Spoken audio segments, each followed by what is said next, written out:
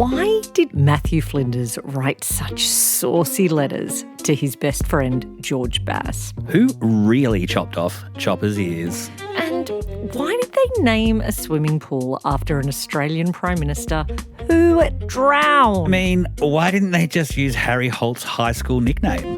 Puss. These are the kind of historical questions we'll be asking on The Dead Can't Sue. Search the Dead Can't Sue podcast wherever you get your podcasts. ABC Listen. Podcasts, radio, news, music and more.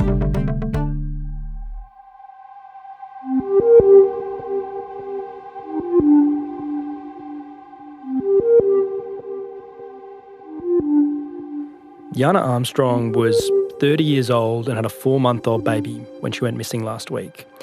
Now, her former partner has been charged with her murder. Jana is one of 4 women or girls who've been killed just in the past week in Australia, and in each one of these cases, the police allege the accused knew the victims. Today, the scene at court in Toowoomba, where Jana Armstrong's family gathered as her accused killer faced the court. I'm Stephen Stockwell. This is the case of... An abandoned car triggered a police search for the young mum. She is a breastfeeding mum, and mums that are breastfeeding don't leave their babies like that. Last night, a widespread search came to a tragic end. We believe that person is in fact Jana. Within hours of the discovery, police moved in on her accused killer. The time's still 4:23 a.m. I'm going to place you under arrest for murder, okay? It's not the news we're hoping for. We are shattered, we are broken. Jana Armstrong's body was found in bushland in Queensland late on Saturday night. She is one of 3 women and 1 girl killed around the country over the last week, and one of the first whose legal process has started making its way through the courts. And in Toowoomba, as these proceedings got underway, was Cindy Wockner, a senior reporter for the ABC in Toowoomba. Cindy, thank you so much for joining us on the case of. That's my pleasure, Stephen. This is such a confronting story, Cindy, that you've been a part of over the last week in Toowoomba. You've been following this, you've been talking to the family, you were at court this morning. What was the scene like at the Toowoomba Magistrates Court today? So Stephen, I've spent a lot of time over the last few years at Toowoomba Magistrates Court, but I have to say today was probably one of the most extraordinary days that I've spent there, because it was the first appearance, of course, of the man charged with murdering Jana Armstrong, and there were very, very emotional scenes, Stephen. There were about 20 members of Jana Armstrong's family there, including her sister Faith Isaacs, with whom she was very, very close. And Faith is now caring for Jana's 4-month-old little tiny baby boy. Faith was there. She had the little tiny baby with her.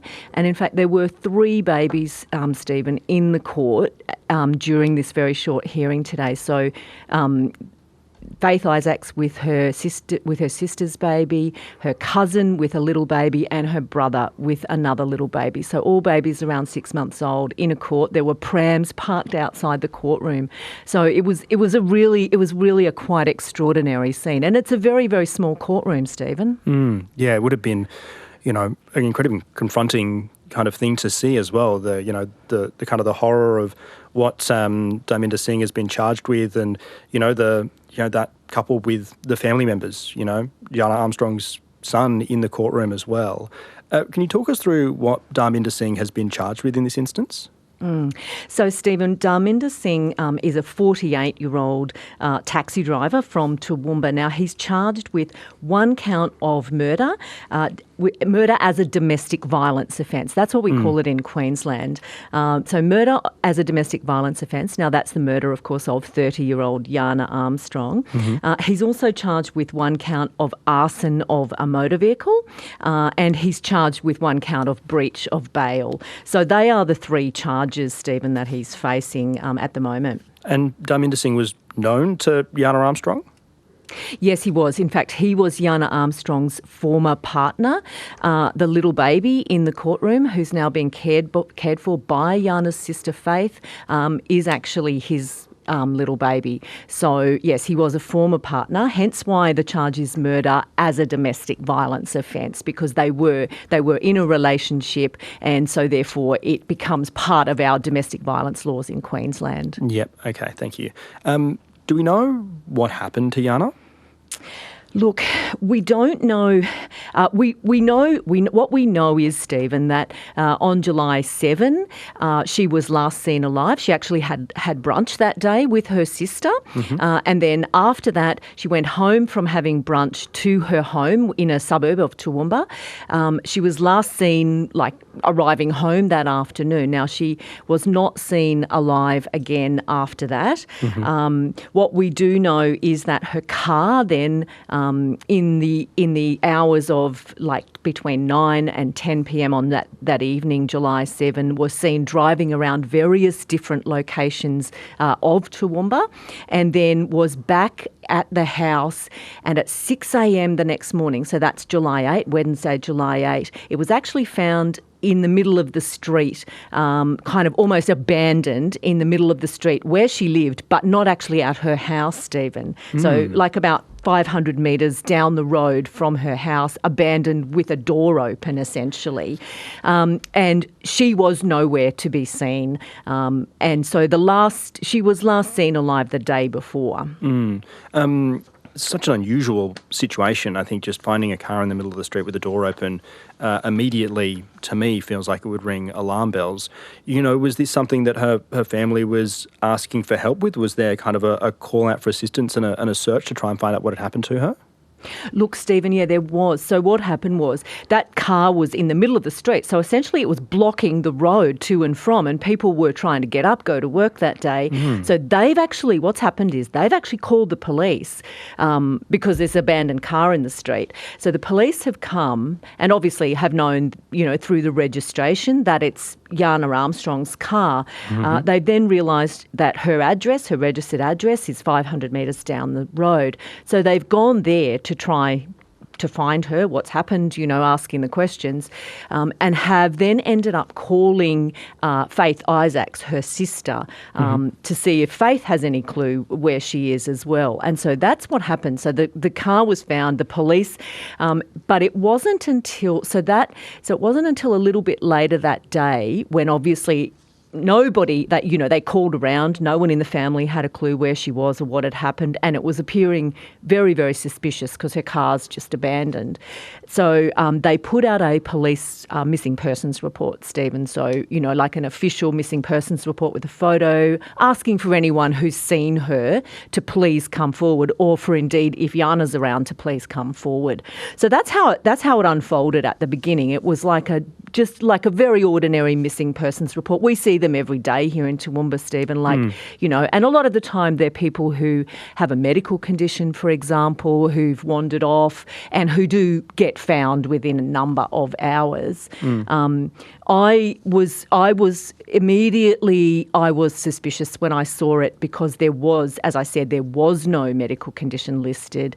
It was out of character for her to not contact her family. So it was ringing some alarm bells, put it that way, Stephen. Yeah, I mean, something that I'm kind of grateful you mentioned earlier in this episode was that her son was in the courtroom today. So we know her son is at least safe in this situation. Where and how was he found? Yeah, so essentially her son was found when the police went to Jana's home, which, as I said, is just down the road from where the car was. He was actually at that home. Okay. So he was there and he was safe. He was, in fact, he's more than safe. He's a little 4-month-old baby. So he was okay, but he was at her home. So, of course, that raised huge alarm bells, Stephen, because it's not normal to leave a 4-month-old baby alone like that at a home. And the family very quickly said, she was still breastfeeding. She was a breastfeeding mum, and they knew there was no way she would ever leave her baby like that and not give any explanation to anyone about where she is or what she's doing. So that was why the alarm bells from the police and obviously her family were ringing very loudly by that time, Stephen. Yeah, I know there were searches being done over the weekend looking for Jana Armstrong. Was that the Toowoomba community kind of pulling together to try and find out what had happened here? Yes, absolutely. There were police searches as well. So police and SES on that first day after the car was found conducted a search, because the car was found at the end of a street, and at the end of that street is a big reserve and parkland. So the police and the SES went into that area and searched all through that parkland the first day. Of course, didn't find anything there. Then their search moved to a different area the next day. At the same time, Jana's family and her friends, who were by this time really just absolutely frantic, knowing that, you know, she hasn't just walked away, she hasn't just wanted to disappear. So they've actually set up their own series of searches as well. And by this time, police had actually released some information about different places or locations that Jana's car had been seen on the night that she disappeared. So what happened was then the family and friends started organising their own searches of those areas. And it wasn't just a couple of people, Stephen. It was like dozens of people out there. Some of them were her work colleagues. Some of them were people who didn't even know her, but wanted to help this family find out where she was and, you know, wanted to bring her home essentially to her little boy. Yeah. We know that Jana's body was found on Saturday night. Who eventually found her body? So her body was found at 10:39 p.m. on Saturday night by two young men who were on a private property, actually, pig hunting.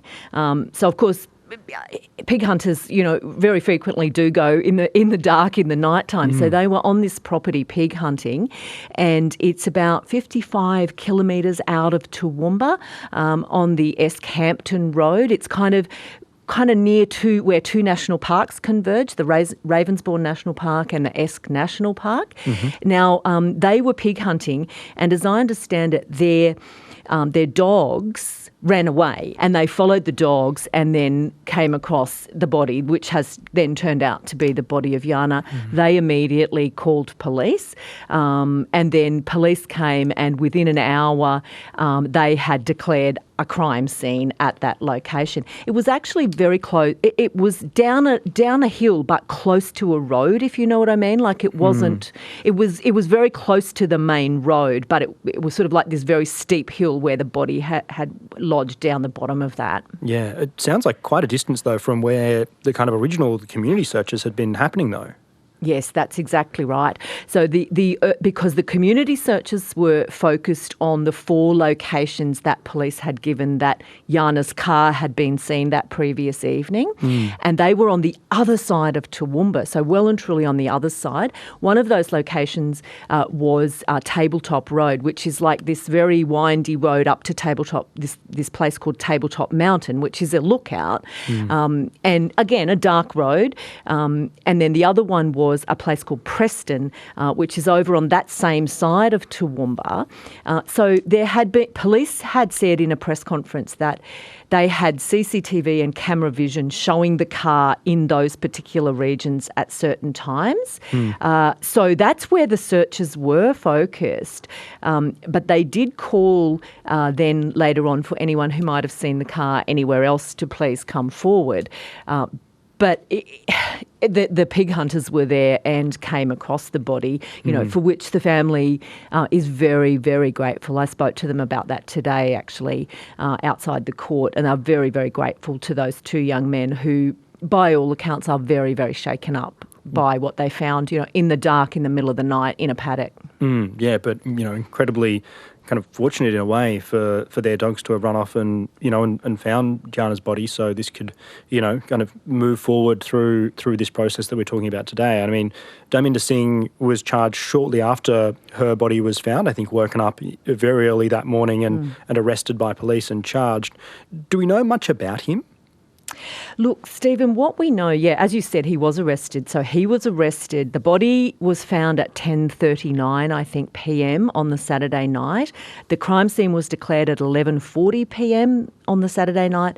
At 4:23 a.m., the police went and knocked on his door and basically roused him out of his bed. He was asleep in bed. We've seen the police vision of that arrest. That was at 4:23 a.m. Look, and what we know is, yes, we know he was a taxi driver.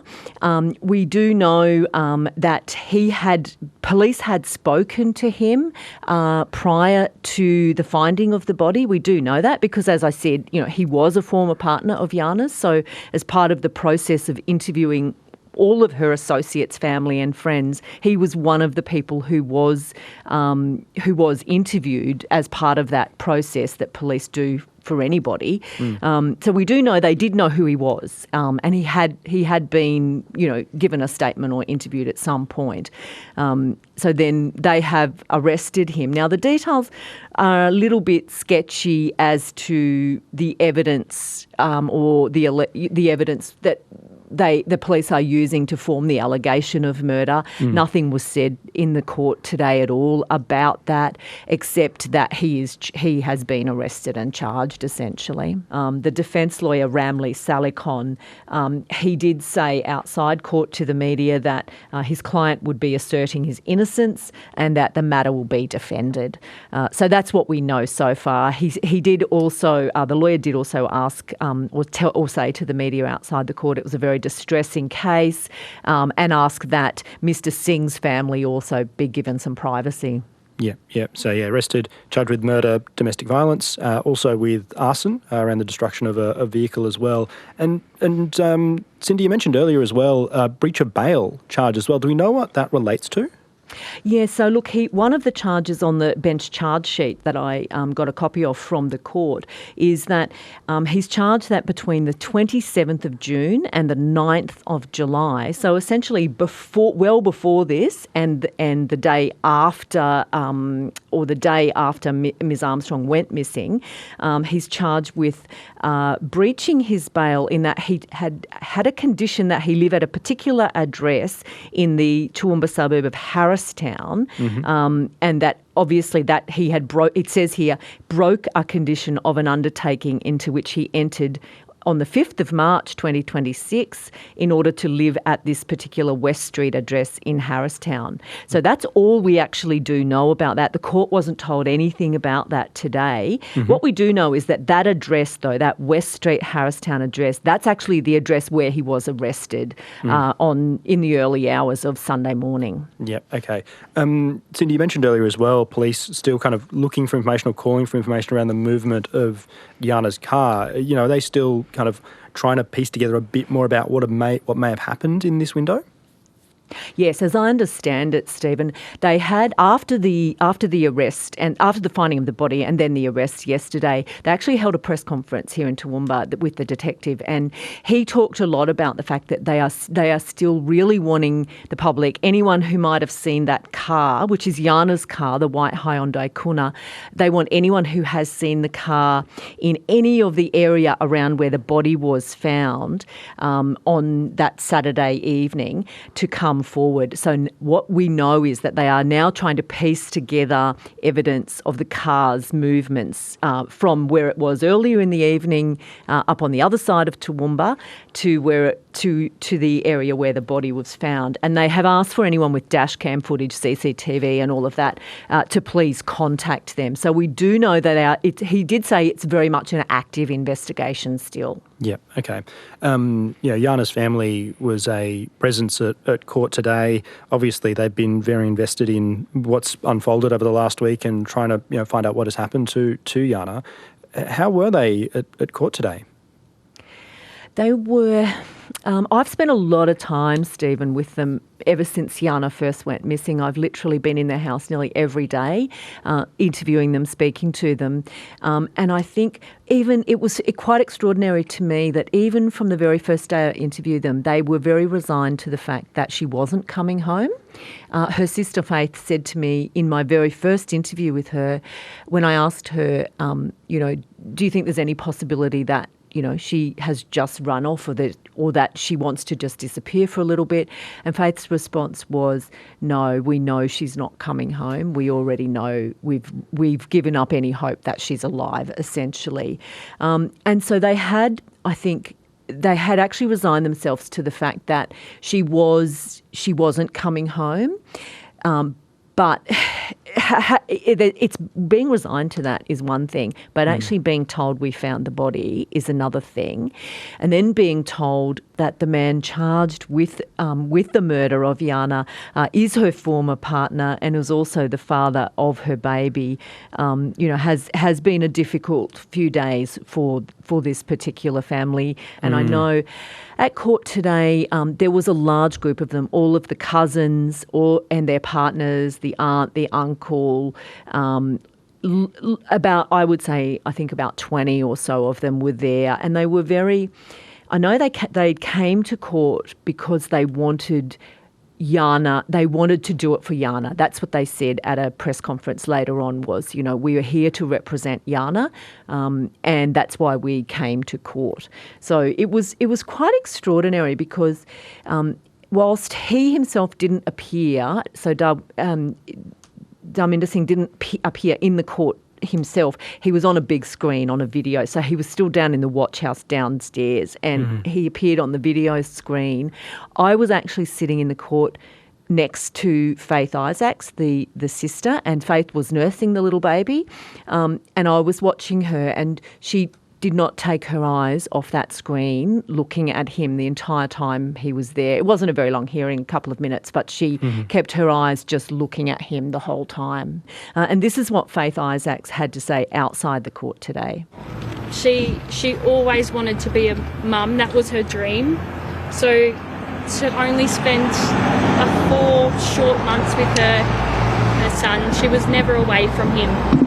And she's just the most caring and loving person. She was our rock. The 2 boys are the reason why we're getting out of bed every day, and Jana, she needs justice, so that's what we're here for. And how is little Bob doing? Yeah, he's doing pretty good. As good as what he can be, yeah. I'm just glad he's in our arms. That's Faith Isaacs, Jana's sister, speaking outside the Toowoomba Magistrates Court today after her sister's ex-partner, Dharminder Singh, has been charged with Jana's murder. Cindy, what are the next steps here? So the next steps are that a brief of evidence has been ordered to be served. This is the magistrate ordering the brief of evidence to be served by September 14, and for the matter to be mentioned again in court on October 1. What we do know is in Queensland, someone who's charged, an accused who is charged with murder, can't apply for bail in a magistrate's court. So if he were minded to apply for bail, and I'm not saying there's any suggestion of that, but if he were minded to, that would have to be in the Supreme Court anyway. So in the magistrate's court, essentially, the next step is brief of evidence is served, and then a number of mentions going forward from that. Yeah. No, I appreciate the update, Cindy. And I mean, as I mentioned earlier, Jana Armstrong is one of 4 women and girls killed in Australia this week. It's an incredibly dark week for violence against women in Victoria. 13-year-old Layla Jeffrey's body was found in bushland in Donald, Victoria, and a 16-year-old has been charged with her murder. There's also Lavanya Chappa, a 39-year-old mother of 2 who was stabbed to death, and her husband, a 39-year-old, has been charged with her murder. The 4th is a young person in the Northern Territory who cannot be named, and she was just 17 years old. According to the Australian Femicide Watch, 37 women have been killed by violence in Australia this year, and if this story has brought up anything for you, I would encourage you to contact 1-800-RESPECT and have a conversation about it. Cindy, thank you so much for joining us for this episode and giving us an insight into one of these horrific deaths this week. Jana Armstrong, it's such a horrific story, but I'm really glad we could have you on the pod and talk us through what's unfolded over these last few days and in court this morning. Yeah, thanks so much for having me, Stephen.